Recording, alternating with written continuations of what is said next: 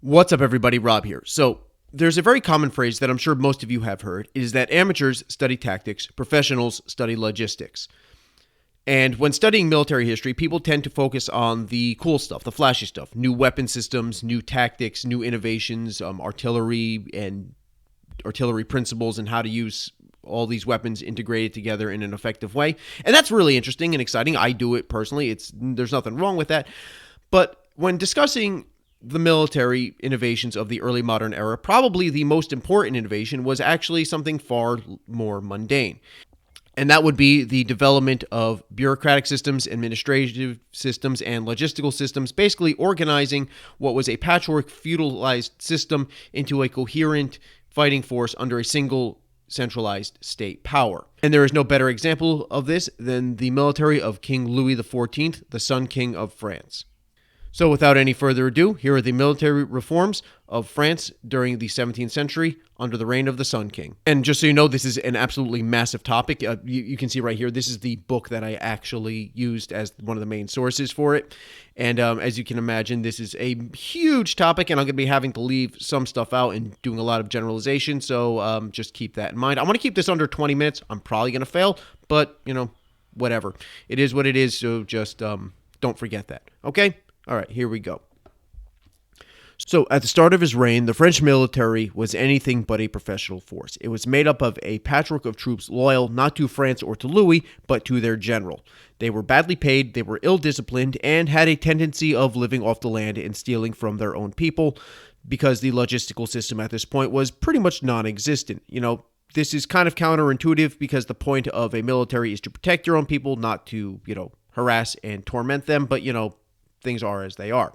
Discipline, when it was carried out, was usually in the form of hangings, which only bred resentment, and they were far too infrequent to have any sort of real effect anyway. Officers that were in charge of this rabble were individuals who bought their commissions, more of a speculative venture than actual patriotism. Basically, what you would do is you would be a fairly rich individual. You would buy a commission, say, as a colonel or a captain or whatever rank. You would then do this in times of peace, when the cost of doing so was fairly low. And then when a war would break out, which was something that would happen very, very common. This is, of course, early modern Europe. Wars were breaking out all over the place. The price of a commission would skyrocket, and you would sell your commission, which was totally legal. You'd make a handy profit, and bing, bang, boom, you just made a ton of cash. So as you can see, there wasn't any real incentive of, say, disciplining your troops or becoming, the most effective officer or creating the most effective fighting force. It was simply a money-making venture. There were other forms of corruption as well. For example, the form of overcharging. What an officer would do is they would claim a certain number of soldiers in their unit, say 100 soldiers in a company, just as an example. And the French government, which, we were starting to move towards a centralized power here. What they would do is, say we have a certain number of soldiers, say 100, and then they would receive the food and the equipment and the pay for 100 soldiers. They only had a fraction of that number, say about 70 or 80. And they would then basically pocket the difference. They would sell the food and the other supplies, and the extra pay would go straight to the officers' pockets.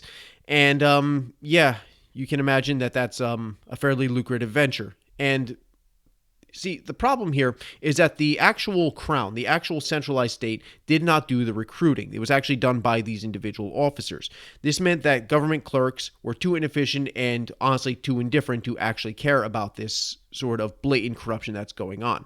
Now, when inspections did take place, they would be notified well ahead of time, and the officers in charge of these various companies and regiments would get pretty much anybody. They'd get grooms, stable hands, local farmers. They would basically press them into service on those days. They would be handed a weapon and basically here's a pike, here's a musket, and just sort of parade around with the real soldiers on inspection day.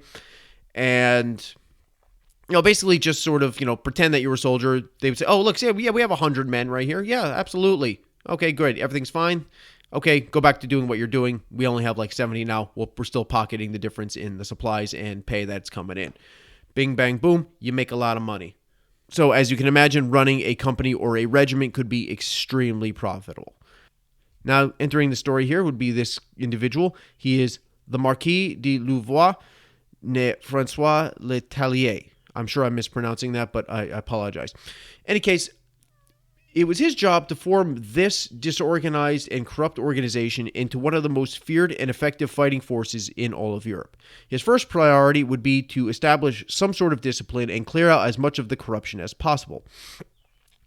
As Louis's most important military minister, his first priority was to streamline and organize the buying of commissions. He realized that such a system was far too entrenched to get rid of entirely, but Tellier was able to use the system to his advantage. All commissions for officers would be signed in the name of the king, but they were also countersigned by Tellier, so he could personally review each one of these applicants to make sure they were men of quality rather than speculators or people who simply were not cut out for the job of actually, running a military force. To deal with other forces of corruption, Tellier had a very simple solution. He actually enforced the rules. No, seriously, he would actually, put a little bit of effort in and actually enforce the rules that were already in place.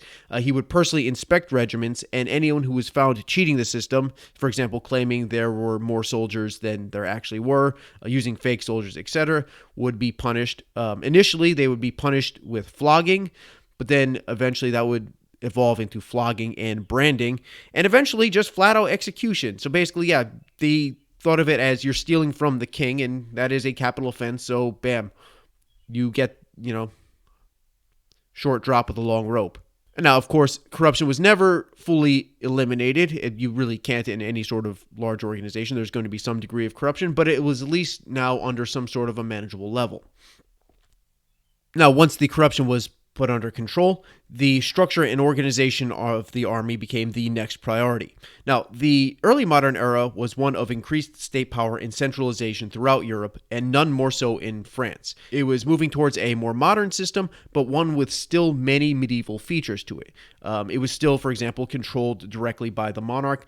I am the state, as Louis would famously say. I cannot speak French.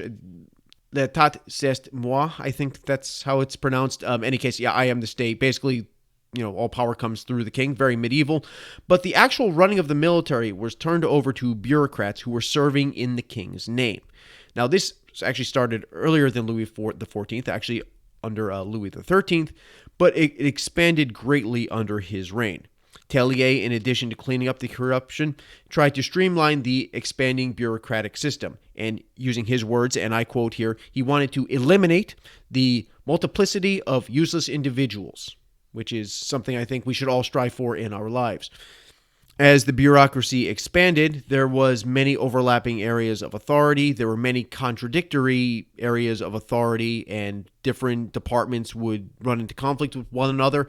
And he basically tried to tear through as much of this red tape as possible, eliminating certain positions, limiting the power of others, basically trying to streamline things as much as possible. Again, this was not entirely successful. It wasn't perfectly bureaucratically efficient, but it is, in fact, a bureaucracy, and bureaucratic efficiency is pretty much, that's an impossibility. So once the corruption was under control, the structure and rank system of the military would be updated as well. Line infantry units would be made up of battalions of 13 or so companies, each company made up of around 40 to 50 men. They were initially armed with pike and shot equipment, matchlock muskets along with pikes. I've done several videos on this if you want details.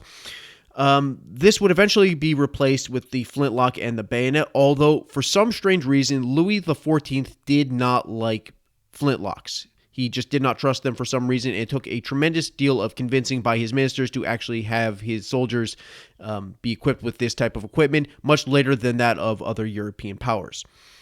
In addition to these line infantry units, there was also the introduction of specialized infantry units, particularly that of the grenadier. Now, these were very large men who would walk around with grenades, which are basically hand bombs, which is actually what a grenade is now, but basically think a giant iron sphere with a fuse on it filled with gunpowder, and these huge dudes would go onto a battlefield if there was some sort of a field fortification or let's say a trench line or something like that. And yes, trenches and fortifications and earthworks like that were commonly used in field battles. It wasn't just guys marching around in the open. That did happen, but fortifications, trench warfare was a thing too. These guys would march up to it and hurl these bombs in there, blow open a hole in these fortifications, and then the rest of the army would run in. And these specialist troops would be equipped with flintlocks, since walking around with a burning match cord for a matchlock musket as your firearm, while you're also holding these giant grenades, these giant, powder-filled, bombs. That's kind of a recipe for disaster, so this led to the development of the flintlock, which then later on spread to the rest of the military. There you go. Now, the rank structure is actually very similar to that we have today. The battalions would be led by a position that is known as a colonel.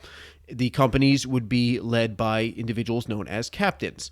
Now, the rank of a major was actually an administrative post. It's not something that you would use as a stepping stone as you advance your career. For example, if you were a captain in charge of a company and you got promoted, you would probably be promoted to run a battalion as a colonel. You would not become a major.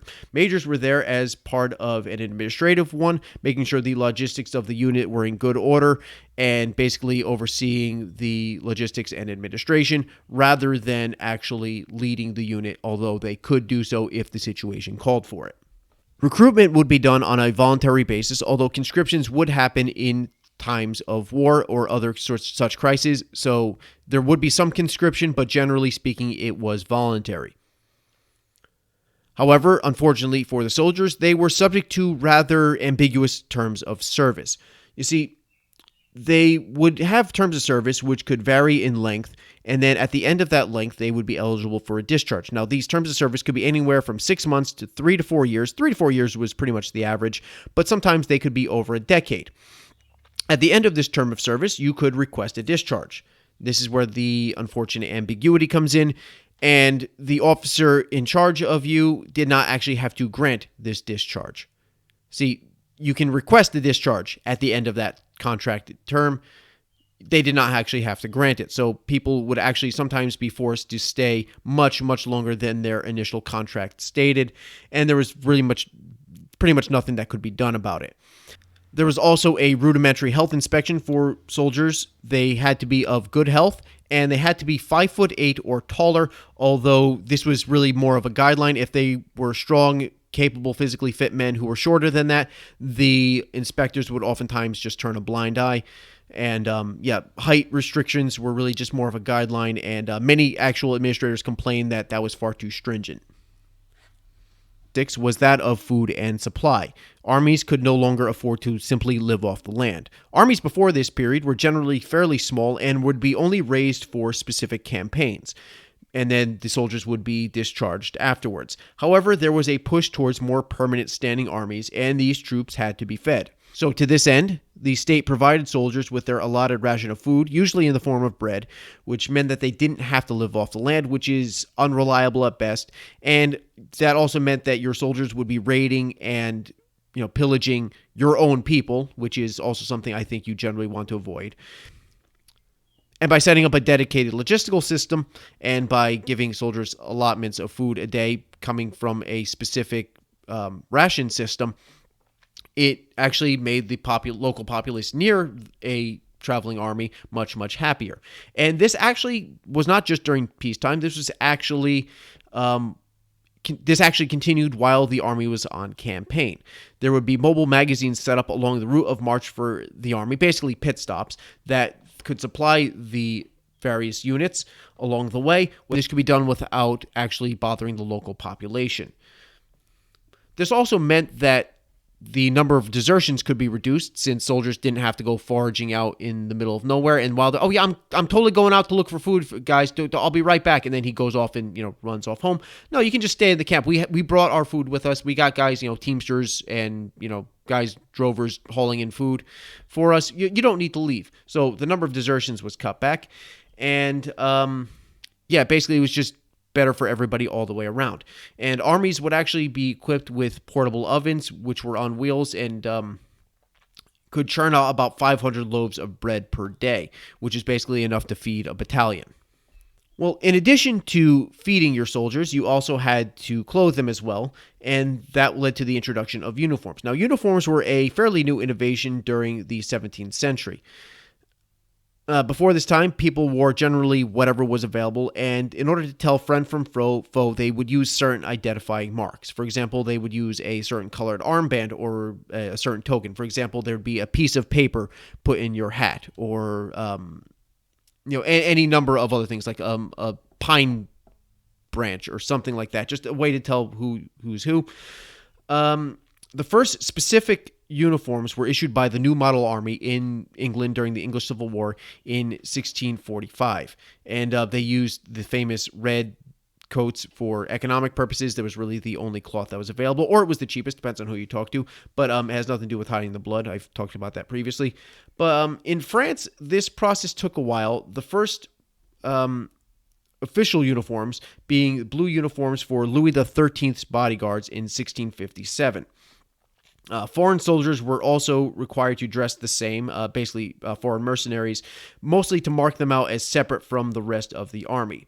Now, as these permanent standing regiments were raised, soldiers would be issued clothing, but there was no standardization of cut or style or color. Mainly, it was at the whim of the captain of the company or the colonel of the battalion. In 1682, it was decreed by Louis XIV that officers of a regiment be dressed the same. However, no mention was given to the rank and file. And it wasn't until an ordinance in 1685 that troops would be required to dress in the same color. Specifically, the rank and file would be required to dress in grayish white for general use, and various other colors for specialist regiments. For example, there was a Swiss regiment that had to wear red, and I think there was the King's Bodyguard was still wearing blue. They only had to be in that particular color. However, although they were issued clothing in the same color, there would be no specific request as to the particular style or cut of what they were wearing. It was basically, again, at the whim of the officer or whatever they had available at the time.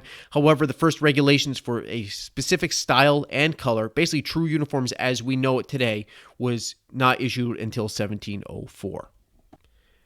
And lastly, just to wrap everything up here, I'm going to be talking about military hospitals. Now, obviously, a military is going to produce a number of wounded. That's kind of the whole point of warfare, if you think about it. And also, there's going to be a great number of people who get sick. You have a bunch of men cramped together with no real knowledge of sanitation or germ theory, and, this is a recipe for a disaster. I think you guys should already know that. Now, taking care of the wounded and the sick obviously has morale purposes. Soldiers like the idea of being cared for by their higher-ups that are sending them into the meat grinder. Like, hey, look, I know I'm getting sent into the jaws of death here, but if I do get wounded, my higher-ups are at least going to try to take care of me. It's good for morale. But also, it has a very practical purpose as well. In the words of Cardinal Richelieu, and yes, that Cardinal Richelieu, and I quote here, 2,000 soldiers leaving a hospital and in a certain sense broken into their profession are better than 6,000 new recruits. End quote. Basically, it's a good way to keep experienced soldiers in the field, and it basically keeps your manpower from being drained away unnecessarily. Now, the first military hospitals were actually established by the Spanish in 1585, but the French soon followed suit shortly afterwards. The first were founded under King Henry IV in the latter portion of the 16th century, but eventually these would have to be closed due to budget cuts. Now, they would be reestablished under King Louis XIII, and they eventually would evolve during the reign of his successor, Louis XIV. Eventually, permanent military hospitals would be established in Arras, Calais, Dunkirk, and Perpignan. It would also be stipulated that any major fortress or garrison would also have a designated area for care of the wounded, which would be staffed by surgeons, apothecaries, which are basically think pharmacists of the pre-industrial era, as well as clergy and dedicated cooks to care for them. And clergy not only taking care of their spiritual needs, but also assist with medical needs as well. And in addition to these permanent hospitals, there would also be the establishment of mobile field hospitals, better known as ambulances. Yes, that's where the word comes from. And their job would be to care for the wounded and the sick in the field while on campaign. They would basically think of it like a MASH unit, if you're familiar with the show, or with actually the historical MASH units. Their job would be to treat the soldiers as they would be wounded in the field, and then if necessary, they would then be transported to the more permanent established hospitals, either at a fortress or a garrison, or the specific hospitals in, say, Calais or Dunkirk. Unfortunately, this was seen as not the highest priority. The biggest priority was keeping men in the field, providing them with weaponry, food, etc. And so when budget cuts started to happen and the money started running dry, this was one of the first sections to be cut, much to the chagrin of, well, everybody. But hey, bureaucracy, what are you going to do? So that is it for this video. This is just a very brief overlook. I'm definitely going to be delving in this in much greater detail in future videos. I'm going to be going much more in depth in what is a massive topic. I just really want to get basically an overview, not really so much about the tactics and the weaponry that everybody focuses on, but more of like, the logistics and the administration, stuff like that. But this is a huge topic, and I will be delving in much deeper in future videos. But until then, that is it for this one. Please hit the like and subscribe button. More videos will be coming out whenever I get around to it. Have a good day, or don't have a good day. Your adults have any kind of day you want. See you later.